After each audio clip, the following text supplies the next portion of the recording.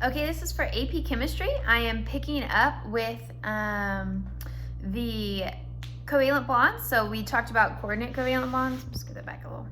We talked about covalent bonds. Now we're talking about coordinate covalent bonds.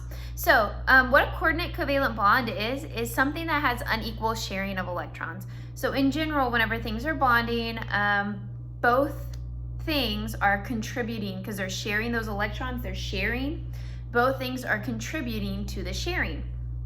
So for instance, ammonia itself, the nitrogen has 5 valence electrons on it, and then hydrogen has 1. So essentially, this guy is contributing and this guy is contributing, and so then they're both contributing.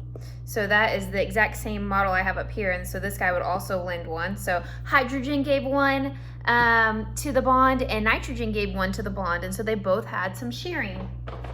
Now then, that's not always the case, and whenever that's not the case, that's called a coordinate covalent bond. And the example above is whenever ammonia becomes ammonium, which I forgot my plus sign on here. So hydrogen ion floating around. It's an ion, that means it gave up all of its electrons. It doesn't have any to give.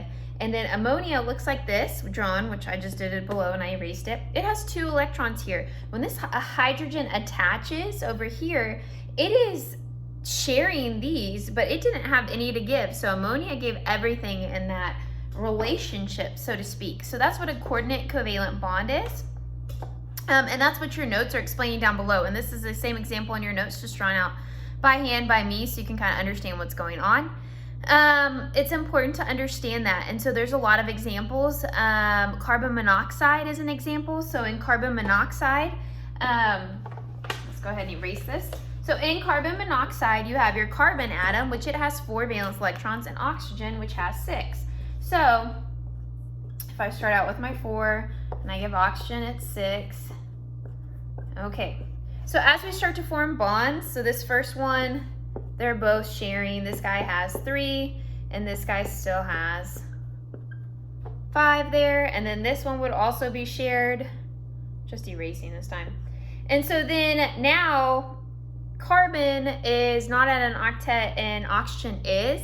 And so for carbon to also be at an octet, it can't share another set, because if it does, then it won't ever get to that octet. It would have 7 and it would be off. So oxygen, the last bond, is a coordinate covalent bond because oxygen is nice and shares this whole set with carbon, with carbon. So carbon monoxide is an example of a coordinate covalent bond. So that's kind of what it's talking about when it talks about coordinate covalent bonds.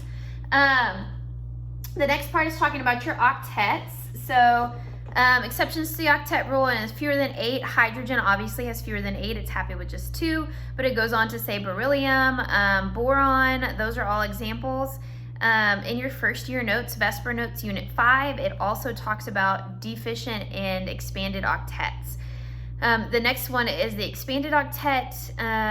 The most common one that I can think of is xenon, but it tells you in the notes that it's 3rd period or greater, so the 3rd row or greater can do those expanded octets, which xenon is in, I think, the 5th row.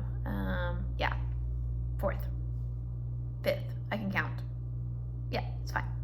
And then there's odd electron compounds. So we want everybody to have 8. That's when we say they're stable, but in reality, there are some that exist with odd numbers and they're stable, and most of them include nitrogen because nitrogen's odd numbered, and so it's hard to get it to 8. So some examples in your notes would be like nitrogen monoxide. That one's stable and it's going to have an odd number. So nitrogen, in total in your bucket, you have 11. And so then nitrogen would be bonded to the oxygen. So this one has 5 and this one has 6. So you have 11 total.